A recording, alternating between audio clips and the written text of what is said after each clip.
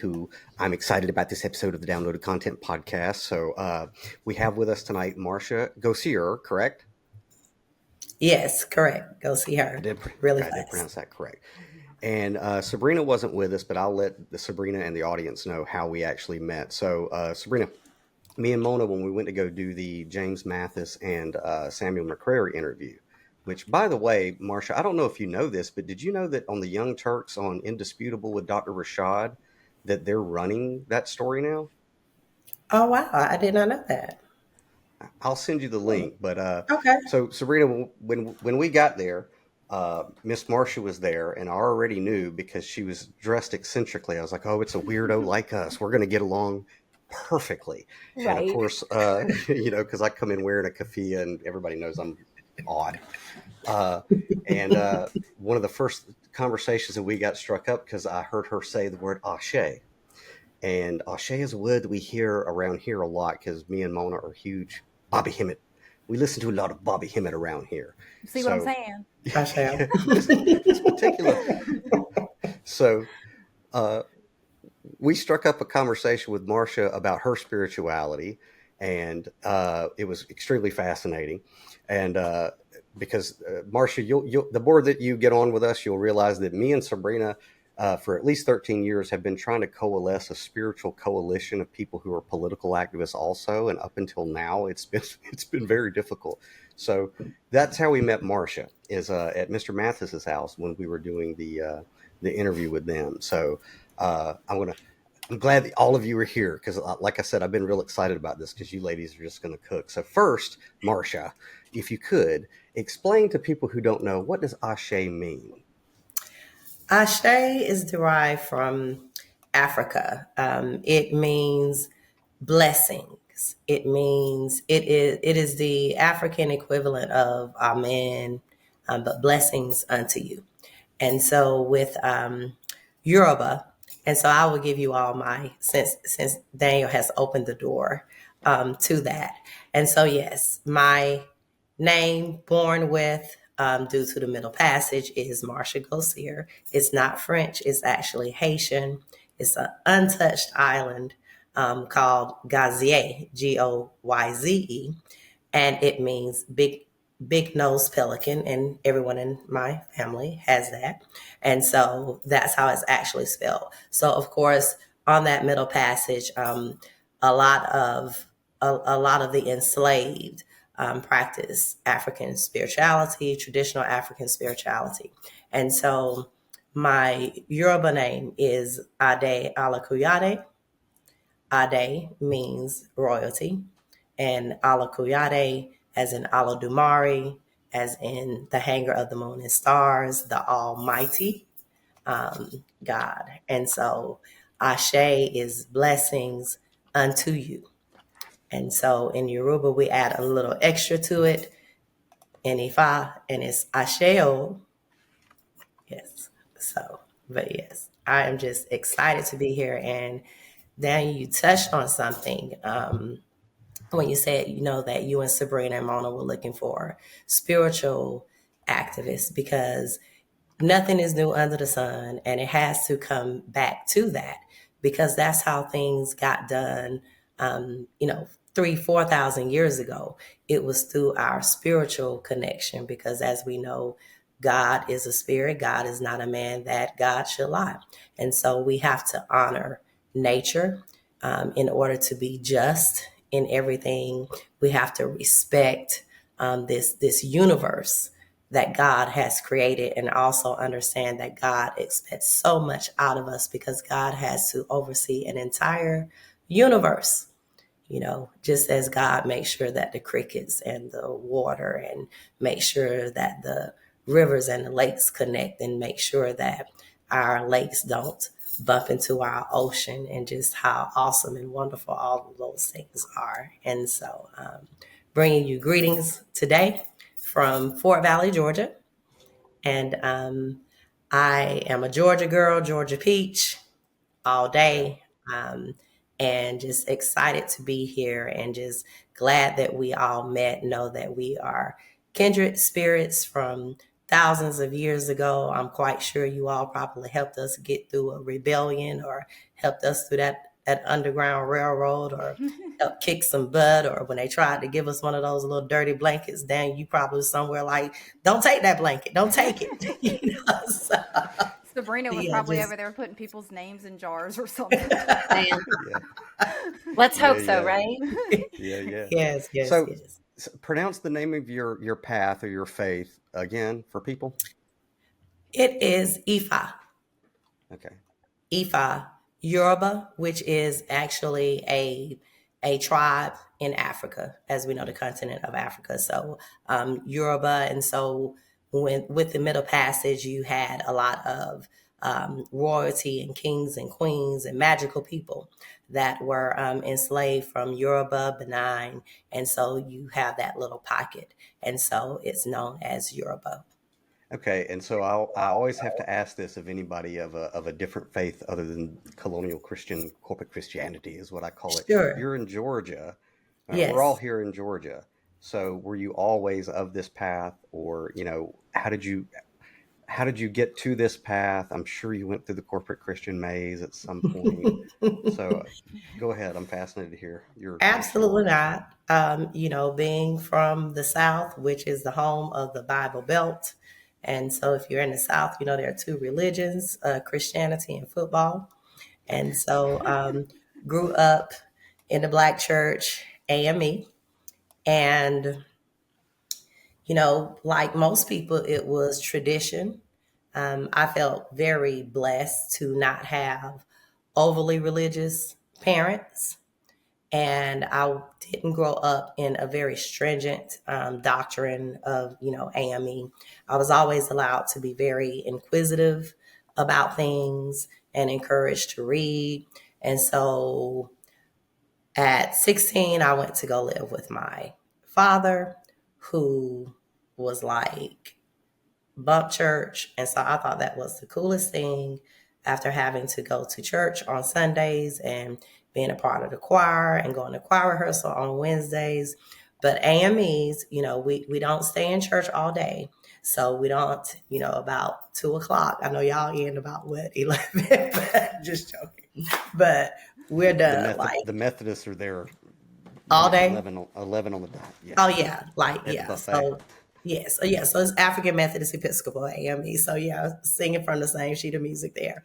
And so my father just was like done with Orthodox religion. So there was no church. So I'm like, okay, this is cool, you know. But my faith, my understanding of spirituality and intuition just never changed. It wasn't like I was in an atheist type setting or anything of that nature.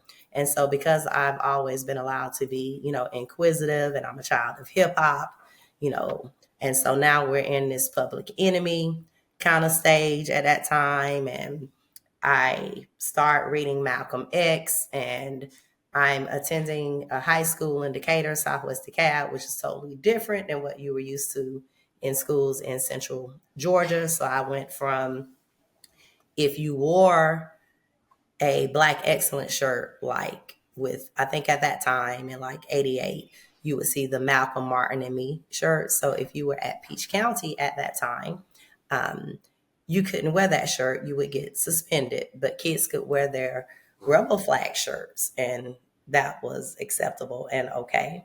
And during the era that I was at Peach County still, I think we just had our first integrated prom in 1991. And so going to Southwest DeKalb, and I get there, and it is like going to an HBCU high school. So now I'm getting 10 points for wearing the Malcolm X t-shirt on Fridays for our weekly test. And so those things were like encouraged. And so, you graduated high school and you're just inquisitive. So I went through my whole Nation of Islam phase. I tell people I've tried everything but Buddhism, no elements of it, and found that there were so many similarities still in everything. And so just life and just having questions and being around, other people and just not judging and being able to understand that even if you were not a Christian from the American lens of it, sometimes that whole doctrine can make you feel like it's a gang. That's how I felt. So I can only speak for me. Even if you paid attention to the different churches, it's like, oh, you don't go to such and such Baptist. Well, if you don't go to this Baptist, then you ain't, Well, so you you don't said, look. there's two religions: Yes, football and Christianity. So it's all team yes, sports, right? right, exactly. So it's that same, feeling. And so I was fortunate enough in 2017 to gain employment with a Black-led social justice nonprofit. And we hear often where we say, we're a respecter of all faiths. And several of my coworkers, I did not know. I knew they weren't Christians. I thought one may have been a Rastafarian or something. And we would have our staff meetings. And so they would allow all faiths to facilitate, and you just kind of respected that. And so one of the staff was of the faith of Ifa, of Yoruba. And so they led like just a grounding. And so that was my first time, seeing that. And I just, I thought that they were into like an Orthodox religion, of some sort. I was thinking maybe they were Islam or maybe Rastafarian, but just the way that they walked and they talked, they seemed more, after as I observed them, of what I would think we say a Christian should look like. Mm-hmm. And I began to just be around that and just fellowshipping with them, and it just resonated with me after just being told so many years as a Black woman in the American South and growing up in a Black church and, being in an area where Jim Crow existed and knowing that this particular thought or religion was forced upon us, and just, that resonating with me. Okay, what were we practicing before that occurred? What actually got us through? Because I knew that those tenets could not get us through through those moments. And so to be told that, if someone passed, that you had to just forget about them, or for that someone to say to you, well, that familiar spirit, it's an evil spirit and it's not familiar.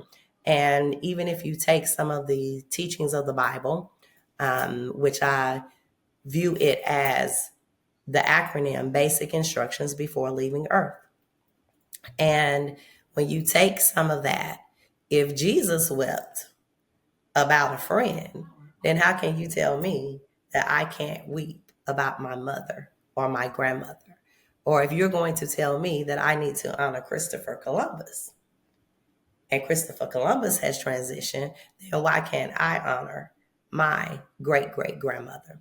Why can't I honor, with all love and respect of all things that Martin Luther King did? I know for me, I have seen other people in this area that have directly impacted us. And so we need to honor those ancestors. And so to get the understanding that those are my angels, and to that they always walk with us, and that spirit never leaves, and that being in that spiritual realm just brings us so much protection, brings us joy. And if we just sit really quiet and meditate, you can hear that soft voice that will guide you and give you the strength and give you the tools and what you need to maneuver while on this earthly plane. Right. And thank you. That was beautiful. Ashe. Because me and you, Ashe, we have a similar. I don't want this episode to be about our different faiths, but I agree with you. There's no way you're going to tell me that I can't speak to people across the veil. I have my mother and father over there, and no. So that was what got me out of the organized corporate Christian church. But so the foundation of your path, like because like I believe that we're all saying the same thing with different words. Those who are in touch with their indigenous people who are in touch I with their shall. own ancestors. Like we discussed when we were at Mr. Mathis's house, I'm of an Irish and Native American descent. Mona's Filipino. Sabrina's Mutt.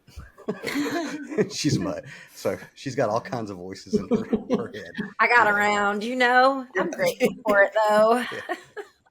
But in the vernacular of your path, what would be the underlying of the faith and the practice? Like corporate Christians would be just directed toward Jesus Christ, but what would be the underlying cradle of it?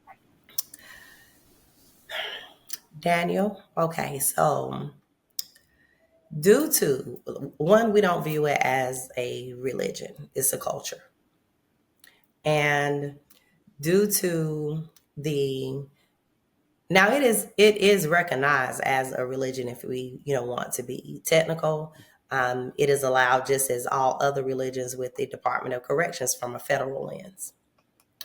So those who are impacted, under the Department of Corrections, if they are of the faith of Ifa, they must allow them to practice it. And so when you say, like, there's no church, there's no house of worship or anything of that nature with Ifa. Mm-hmm.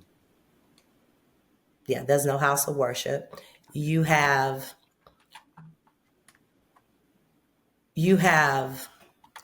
different, because it's a culture, you have different people of the spirituality. That's how we fellowship with one another. But there's no like sanctuary that we go to or anything of that nature. We will fellowship together. I will say, because of the tradition of it and the culture of it and everything that comes with it, it is a closed door. Mm-hmm. And I don't want to say religion, but culture. Right. I always said, whenever I started getting into Zen meditation and Buddhism, I would always have to correct religionists around here and go, it's a way of life. Okay. I Exactly. know I that you shall. think it's a religion. It's a way Right. of life. It's a way of Right. living in a Right. more spiritual, in tune with that.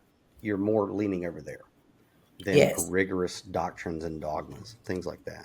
So I Yes. totally understand where you're coming Yes. from. And I mean, just having, like I said, there are so many similarities in things, just having the discipline. Like one of the things that I shared with you and Mona, last week, we don't believe that there is a devil that is taunting you to do things. Mm-hmm. We understand and know that you can either be in ego, you have a choice to either be righteous or to do, you're struggling with your enemy, which is your enemy. And so we don't, subscribe to, this thought that there is a hell. If you don't get it right, you come back again to get those things right. Um, we do believe we are a monolithic culture. We refer to the hanger of the moon and stars, God Almighty. If we're honest with ourselves, if there is a Almighty God, then there are some gods that are not as Not so, mighty as yeah. the Almighty God. You see, and even that is discussed in the Bible. And people just kind of gloss over it. Ye are gods. And so you have your big God and you have your little God. We understand that God being a spirit, that God is not male or female, that essence of both the divine feminine and the divine masculine are there.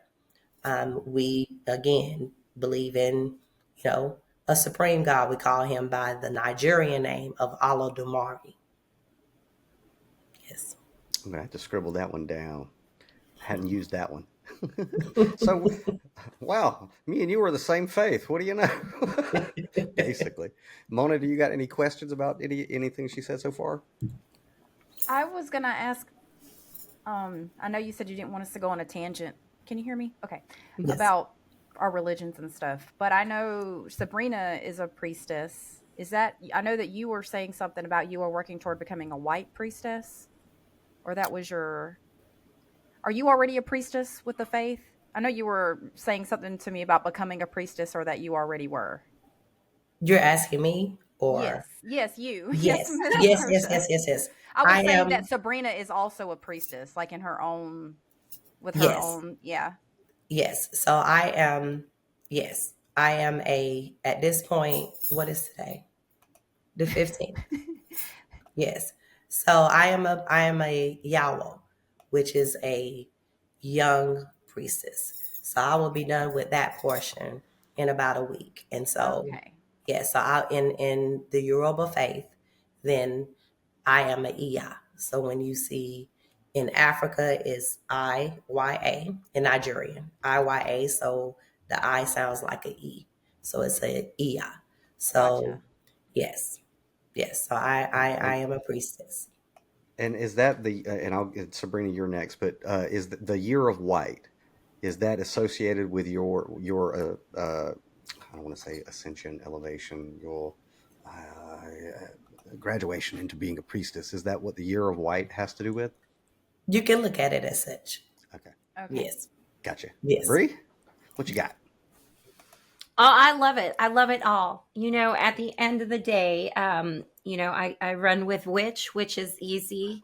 Um, Similarly, I, found my path, in a situation where I was just dreadfully bored with, the what my parents laid before me, and I showed up to Catholic church with a witch book in my hand and instead of the Bible, okay? And that was at 11 years old. Sorry, we don't resonate.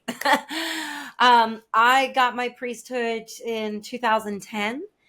And of course, my faith is one of variety. And that's why I say which. I think a lot of times we run with the word religion. I love how you put it. We are a culture, okay? Religion is strict. It's very ritualistic, right? Now, that's not to say there's not ritualistic things done in what I do. I love rituals, right? They're all about making things happen. Um, and I love the expanded view, though. What I do comes from everywhere. If I like something in Christianity, oh, I'm gonna borrow that. I like that. If anything you said here resonated with me, I'm like, mine now, okay? Because that's the greatest thing about being a witch, right? you know we're about nature, we're about the earth, we're about the energy, and all these little things, whether it's religion based, spiritual based, cerebral based, or whatever. It's every bit in our realm to play with and use to our advantage. Okay. And whether you want to say God put it here, or God has put it here, or multiple gods and goddesses put it here, or nobody put it here, it just happened because of some big, awesome explosion. Hey, I don't care. I'm here right now just enjoying it and living it, and hoping that energy that I put out into the world is resonating with people and bringing awareness to what needs awareness brought to, right? And so if you want to label things, I'm a witch. I've been a witch since I'm 11 years old, okay? And I hope it makes you mad that a witch is going to come back and put this place back into righteousness, okay? Because that ought to say something very loudly Oh, about religion. Well, most religionists call any woman in their power a witch, from what I'm told. But so uh, I, and clearly you're the same way, Marcia. Whenever I started to get out of organized religion and into spirituality, because they're totally different things, and I know all of us here are the same way, it logically led to political activism. You know, because now I was an activist before I became spiritual, but in my opinion, even when I was in the corporate Christian church, I looked at Yeshua Christ as the biggest political activist ever.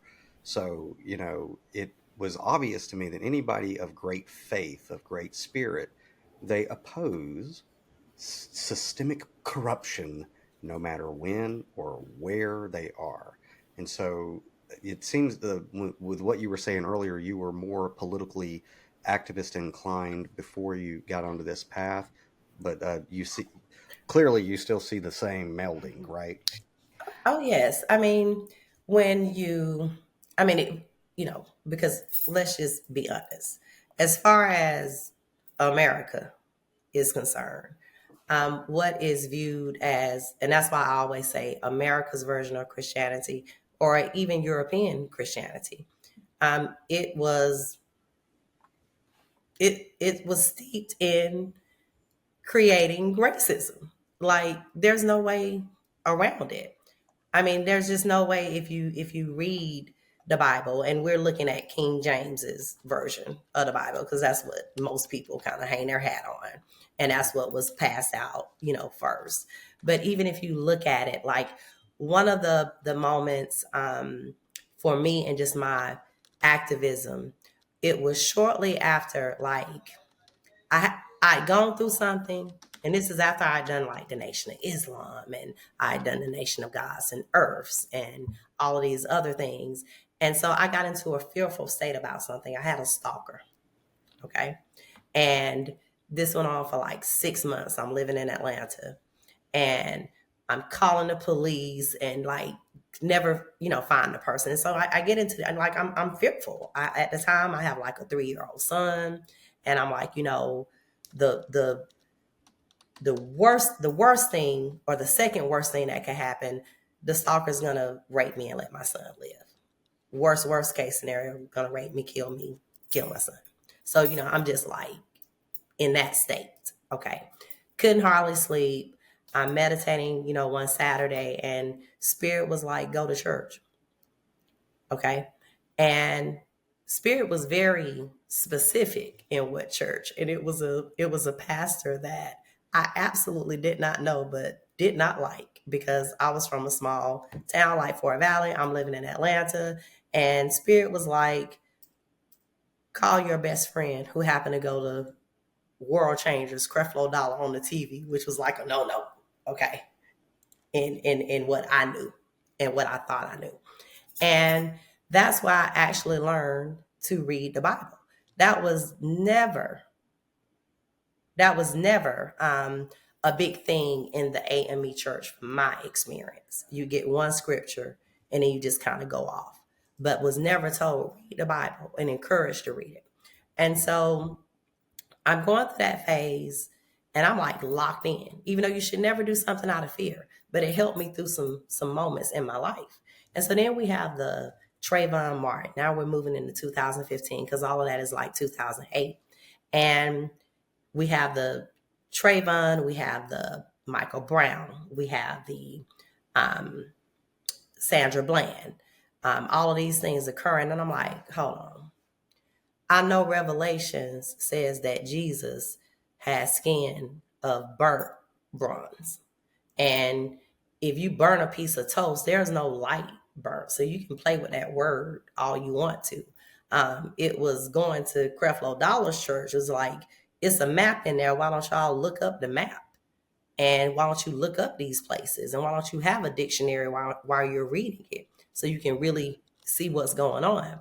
And so I'm just like struggling, because they're saying, well, it doesn't matter what color Jesus was, he's invisible, because it like just goes through these phases of what have you. And so I'm sitting there and I'm like, okay, all this stuff is happening to Black people. The police are targeting Black people. Rogue officers are absolutely targeting Black people. We can pretend that it's not happening, but it is right in our faces. And I'm like, God, show me in the Bible where the reflection of God, because things have to match up. And I was led in that moment to Revelations, I think it's 4:3, and it talks about God sitting in a throne. He sat in a throne surrounded by rainbows, but he was of, I think it was a carnithian stone, and it mentioned some other stones. And I go look up those stones, and I'm like, hold on, this is a reflection of me. Like onyx. Okay. But and it's sitting right there, but nobody has expressed this. at this point in my life, nobody from a pulpit. And so I'm like, hold on, if I've been told I need to, why does it, when someone would say, okay, it doesn't matter what color he was. Well, if it didn't matter, then why you said he was white? And why did you try to convince us that his parents hid him in Africa and he didn't stand out? Like, how the hell is that? Are you serious? So, Right. And so going back to your question, Daniel, my parents were involved in the civil rights movement. They were involved in the Black Panther movement. And while my mother sent us to church, I really think she kind of needed some quiet time. We didn't have like a Bible sitting, on a coffee table.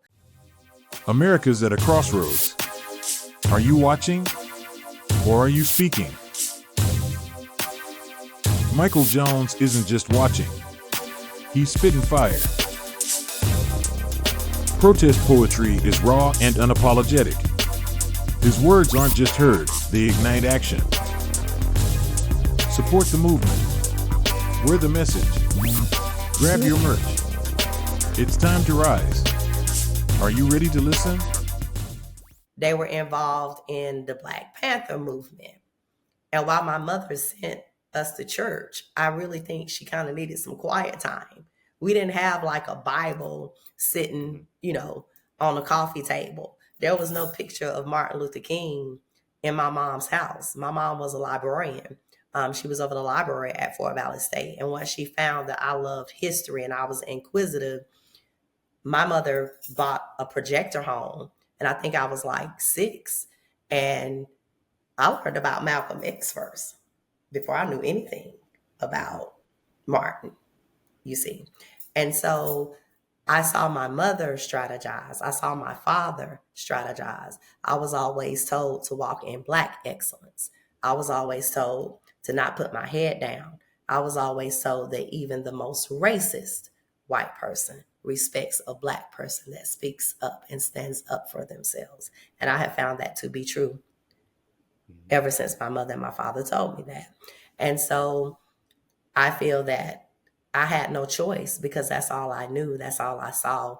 In my little world, that's what my mother's friends did. They would sit in this very house and strategize when I was a little kid. And I saw this going on all throughout my life. And I saw it with my father. And so I I can knew only imagine. nothing I'd love to have been a fly other. on the wall. Yeah, I Go mean, ahead.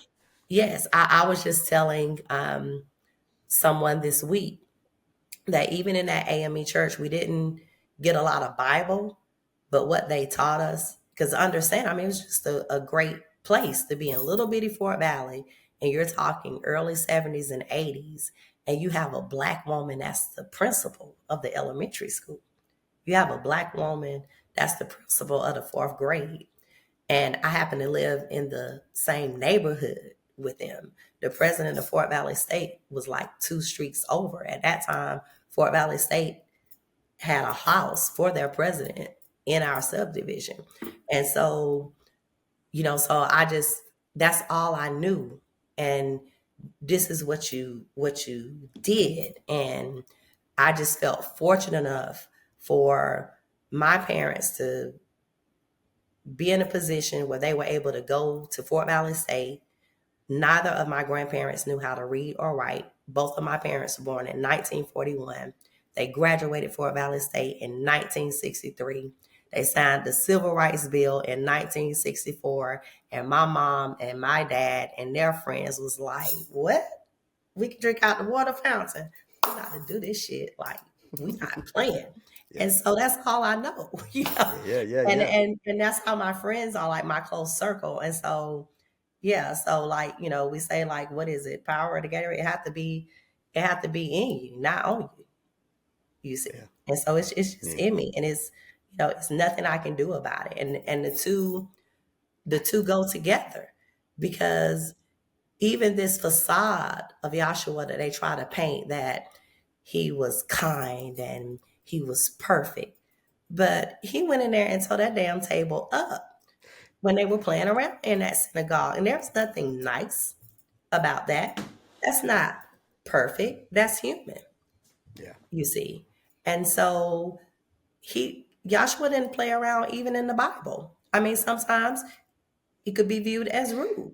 Like when the lady wanted to touch his garment, like, you are not even fit to touch a dog. Get away from here. Get back. Right. Get back. I don't like your energy.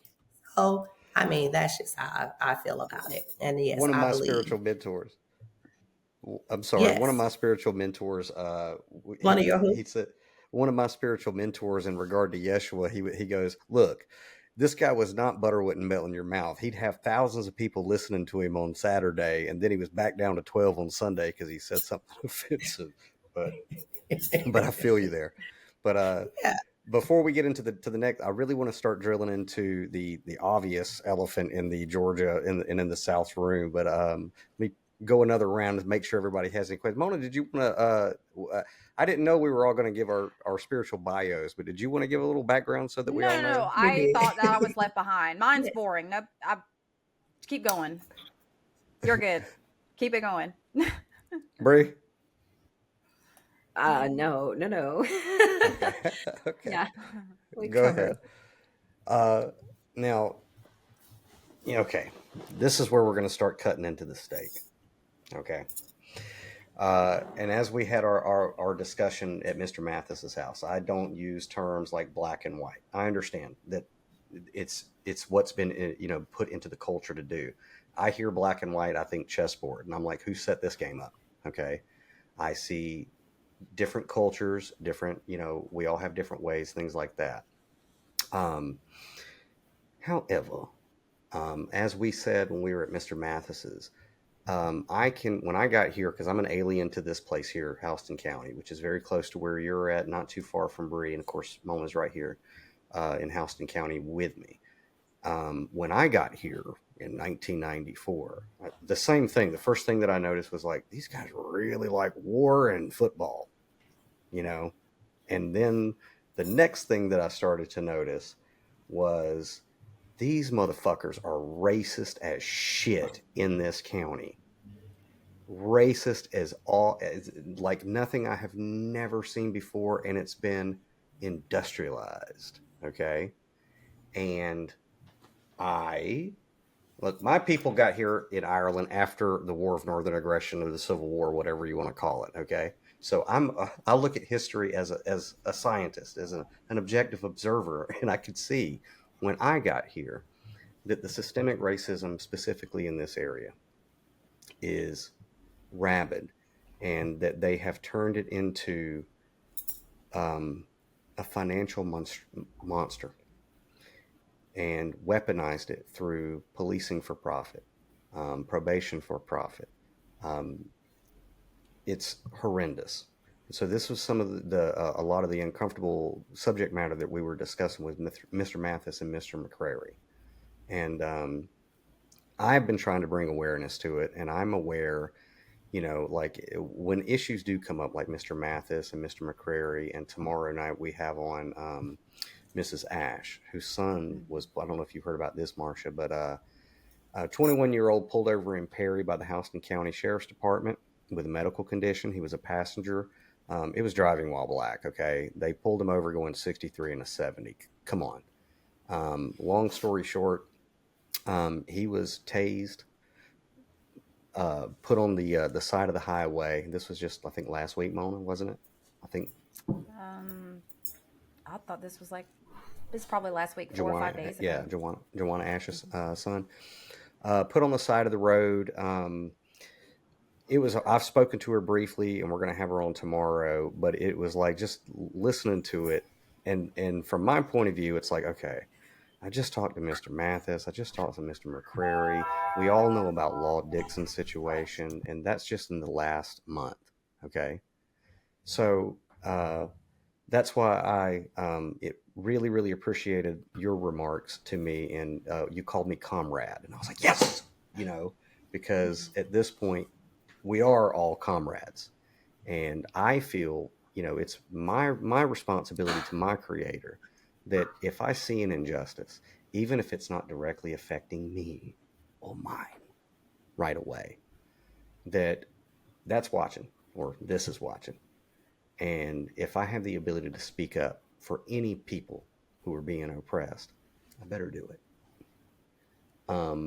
And one of the reasons that we wanted to have you on tonight is because we were actually going to record about this topic anyway. And then you sent me some interesting information about what is going to go on in Fort Valley here soon. Do you want to talk about the Smart City initiative that is coming into your backyard? Well, I'm hoping it will just remain a presentation. Like I'm hoping, but I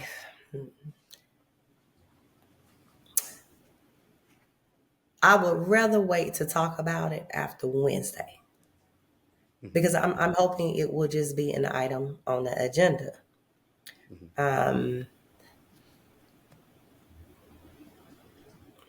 I'm at a loss for words, so we may as well go ahead and talk about it. I'm at a loss for words because I really don't understand why it's even coming up as something to put on an agenda and have a special meeting about. And so when we talk about the smart cities, one, as far as Fort Valley is concerned, Fort Valley is a place with, I think we have 87,000 residents in the city limits of Fort Valley. Our police station closes at 5 o'clock, Monday through Friday.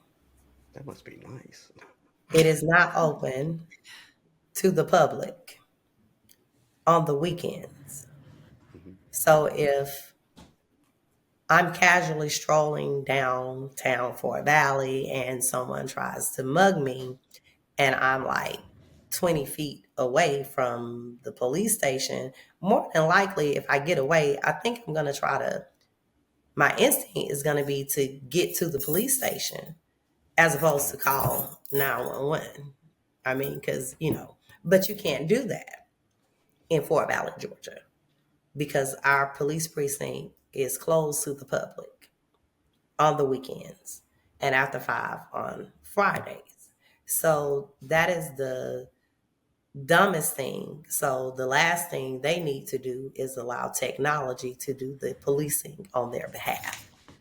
So let's start there and try extending those hours instead of this idea of a smart city. And so, Daniel, when you mentioned to me last Sunday, I've been reading about what's going on, in Warner Robins and the whole smart city concept. And when I saw that was coming up, I think it was like 2 years ago or whenever the initiative was done, when the consulting company came and did the assessment to find out the character of Warner Robins and which way, to go. So I got really excited because my background is in environmental justice.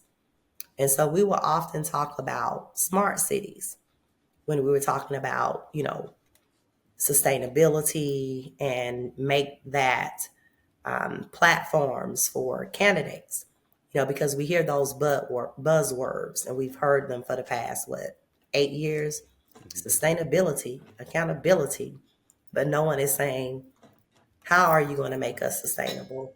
Give us a 5-month plan on how you're going to phase this out or what have you. And so from an environmental and sustainability lens, when we would say smart cities, we meant LED lighting instead of using, the old lighting systems. When we would say make it sustainable, we meant be better stewards of the earth.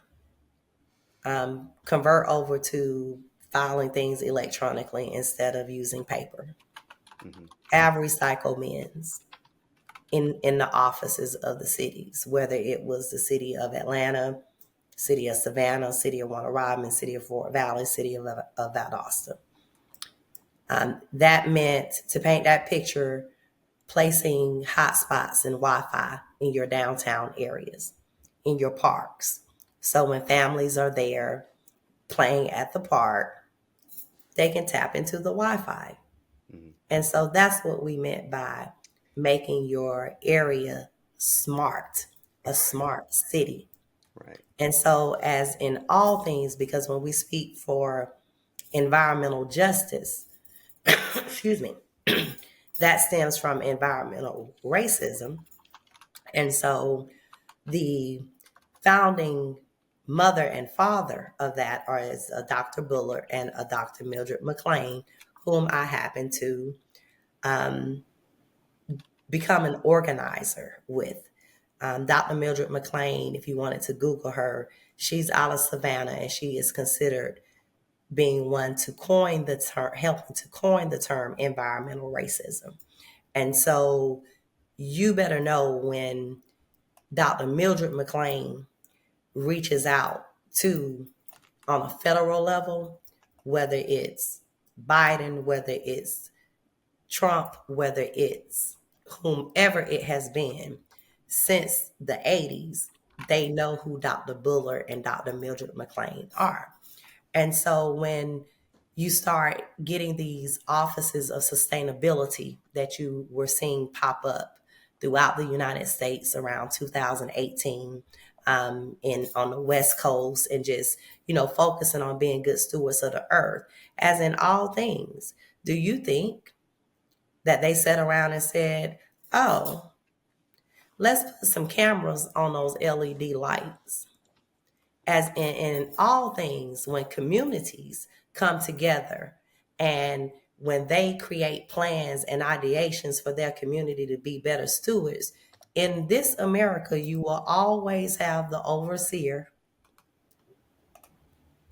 You will always have the overseer try to take something and make it beneficial to them. So it was never part of the plan. When you heard people say, oh, let's create smart cities, right, that this would turn into surveillance. Right. But do you see that is where it has gone? Yes. Right? Now, yes. And because I want to get to Sabrina's story real quick, but Mona has to hear me go on about these flock cameras. Oh gosh. And probably wants to hit me with something, because especially every time we pass by, because I know the broader implications of this, like we were talking about with the systemic racism and certain departments and offices in law enforcement focusing on that community. I can see when you give bad people a tool, it's a weapon. It becomes a weapon. So, Mona, did you have it before because I want Marsha, I want you to hear Sabrina. Now, everybody on the Downloaded Content podcast knows Sabrina's full story. But did you want to say anything, Mona, before we rotate around? I'm good. Let's keep it going. All right. So, Miss Marsha, I want you to listen to Sabrina give you her first exposure and experience to the phenomenon that is a smart city. So, go ahead, Sabrina. Explain it to her. Where this is going. First, let me congratulate you for stepping up before the problem is even a problem, okay? Because I wasn't aware, okay? To be truthful, I was living in the blissful plugged-in state, as we call it around here, of, the normie life and not paying attention to what's going on in the world.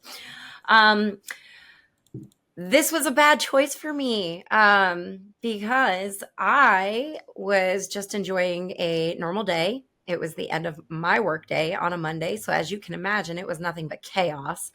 I'm wrapping up my day probably close to 6:30. And I went to Walmart to pick up some groceries for dinner. No harm, no foul. I made it there and back without hurting anybody or myself. It was amazing. About 15 minutes after I get home, I'm heading to the kitchen to start cooking dinner, and I happen to look outside and notice there are 4 police cars surrounding my home. I live on a busy interstate, so, I don't consider this a threat per se. But I do see that they are approaching my home from all angles. And that includes the front door, which I do not open. The front door is it's not openable. So I instruct them to go to the back, and I'll be happy to meet them there.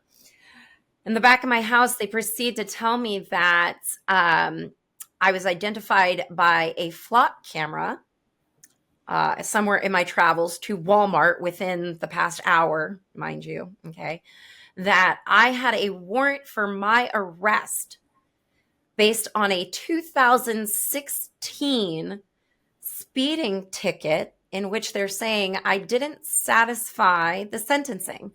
The portion of the sentencing that they are claiming I didn't satisfy was going to a driving school.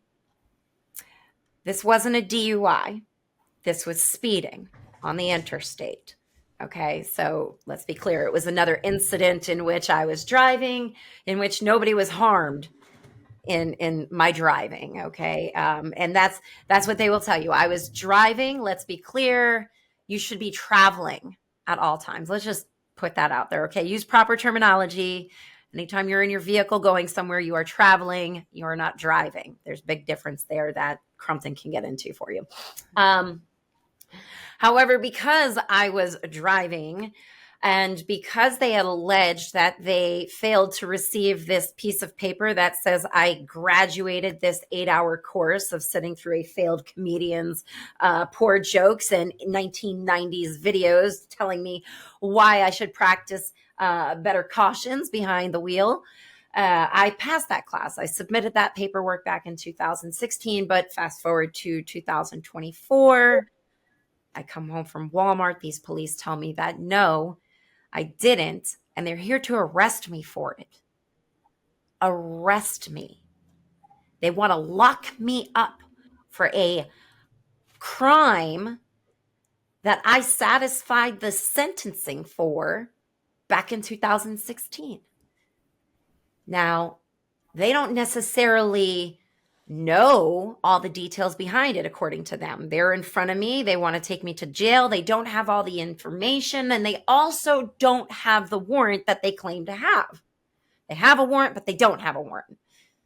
They give me a runaround as to why it's valid, but they've got to confirm it on the call with somebody I don't know. Long story short, we have some back and forth about why their claim is invalid and how wrong they are and how in violation of my constitutional rights they are. But at the end of the day, the person who they claim to be speaking to on the phone confirms that I have this warrant and now it's time to arrest me. I disagree. I turn to leave that situation. They instantly tase me in the back, push me down on the ground in my home, handcuff me in front of my 14-year-old daughter, and then push me outside to further bring me to jail over something that probably could have been mailed to me, okay? Let's be real. If there was missing documentation for a non-harmful violation of a code, an ordinance, let's be real, that's what driving laws are, okay, is codes. I think that could have been something that they mailed. Instead, it was portrayed as suspect located, and they showed up at my house within 30 minutes of receiving this flock camera flag. Now, mind you, I've been living in the same place since this courtroom sentencing occurred. So there's been no change to my location. There's been no hiding out. And in between that time frame of 2016 and today, I've had probably over a dozen interactions with police involving citations, involving court cases, involving being truthful here, okay, involving shooting guns at my ex-boyfriends, okay, in which they came to my house and told me I had the right to kill them, okay? So at no point in the 7 years of interacting with police, and volunteering as a rescue person for a local county, nobody found this alleged warrant. So I won't get into the weeds of all the, conspiracy behind it. But at the end of the day, it was claimed that a device which could illegally read my tag for having performed nothing to inspire that device to read my tag. And by that, I mean, there was no allegation to my speed or my not wearing a seatbelt even, okay? Or even a handheld device. Nothing whatsoever prompted this device to read my tag and encourage 4 out-of-county officers, okay, to come to my house and deem it worth tasing me and arresting me in front of my 14-year-old child. Coming to Fort Valley. That was the extent. And So yes, is the kudos fruit. to you. Yeah, that is the fruit of the Smart City Initiative, and this is coming to Fort Valley, Marsha. And Oh, and no, it's not coming to Fort Valley. I hope not for you. I will keep that hope for you. What I do want to add, though, is that I will completely disagree with anybody who says they didn't see this coming. Okay? Right. Because at the end of the day, this has been portrayed to you in movies, in books. Yeah. You went to high school and 1984. read books about this. Okay? You cannot tell me you didn't see this coming, because all it was when you were reading those books and watching those movies is indoctrination. It was preparation for what was to come. So, I always refer to this movie that I loved because it actually kind of drove my passion for life, which is totally stupid. But the movie, oh gosh, now I can't even think about it. Daniel, you know what I'm talking about with, V for Vendetta, Equilibrium, Tom Oblivion, Cruise, Minority Report. Minority Report. Minority Report. Okay. Look at where we are. Precog, Yeah. my phone sent me a notification the other day, told me I was texting while driving. I have no application installed in my phone to determine whether or not, no sirree, no plug in my car to save on my insurance, nothing like that. But my phone was like, you was in a moving vehicle and texting. Okay. Could that have been my passenger? But what happens when that notification triggers a flock camera and then police show up at my car, and like in Mr. Law's case, the spotter who spotted something and misinformed the officer who further then issued a ticket. I didn't even know who the spotter was, but he was told. Right. Don't even know the spotter. Okay, well now we have a device that's your spotter. Can't hold that thing accountable. Okay, so if you tell me you don't see it coming, guys, we're already there. It's here. So we got It's 10 here. minutes before we got 10 minutes before a station break. Marsha, rip. So, okay, Sabrina. She said I went down conspiracy hole. I think you guys are on the same level. I so hate that happened to you. And, Daniel and Mona, you probably could sense, my hesitancy, because I'm like, okay, I don't even want to put that out there about Fort Valley. I'm like big about the tongue and the energy. And Sabrina, yes, everything about, yes, it's their attempt to test it and see how are people going to react. And I could be at a deficit here because my energy and my spirit said, don't read that foolishness. Don't watch that. Okay. I could be at a deficit here because that's just like what we can't do, Sabrina, is frame this like, oh, we saw it, it's here, because that also says that we just got to sit down and lay down and take it, and I believe it will be things such as this that will cause people to come together and finding that commonality, because having such a that was a lot. I was listening, like bump bump that hole you went down. Like I'm just I like, see the video. and I know, Dan, you don't use, you don't like to use black or white. I have no choice as a black Right. person. I don't get that Yep. luxury to just kind of, Choose.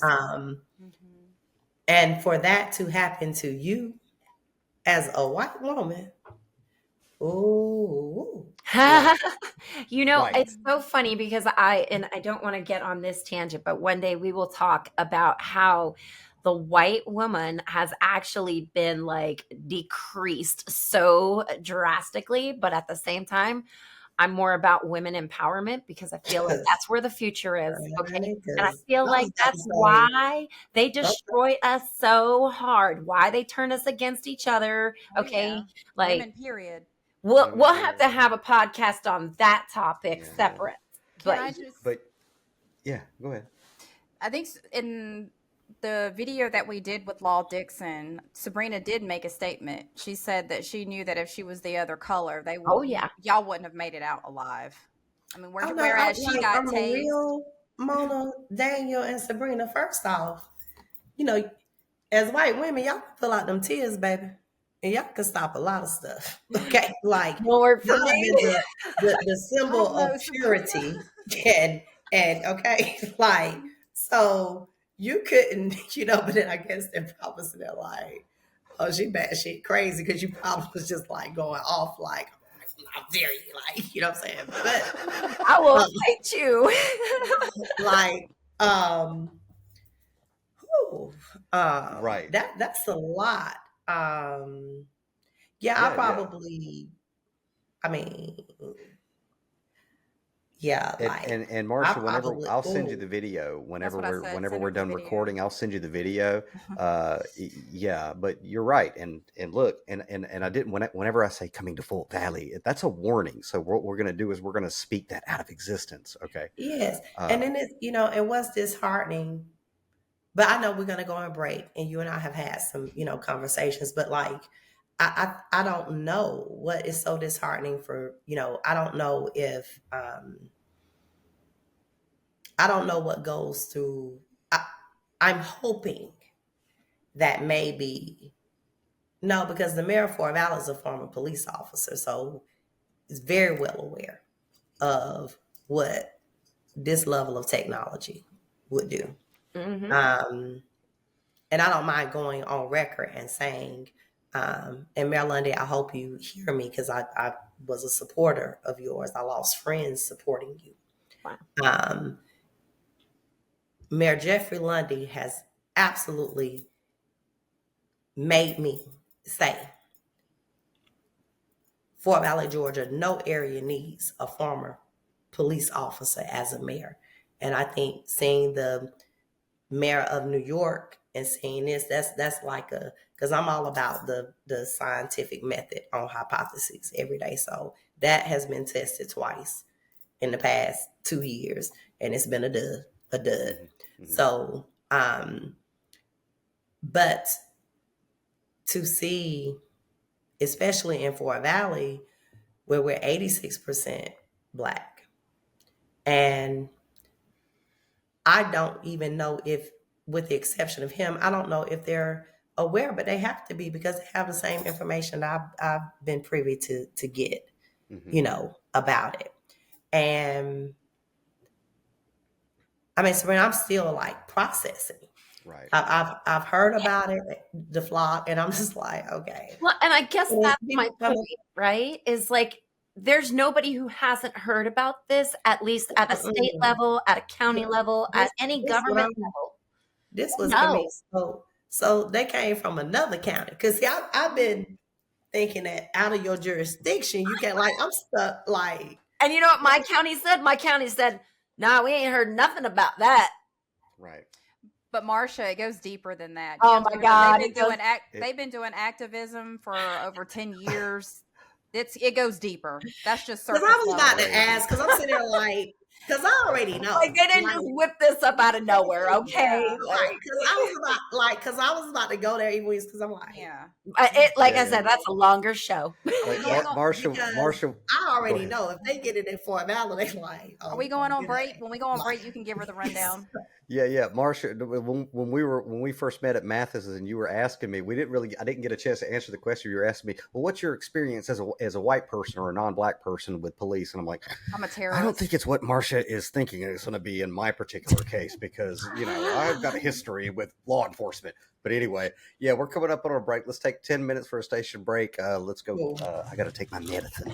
The sponsor probably can have sense, a couple other people, and we'll come right back. So.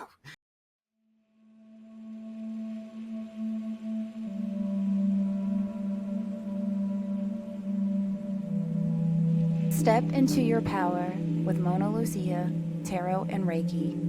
Realign your energy, gain clarity, and embrace healing. Whether you seek guidance through tarot or balance through Reiki, your journey starts here. Visit monalucia.com and book your session today.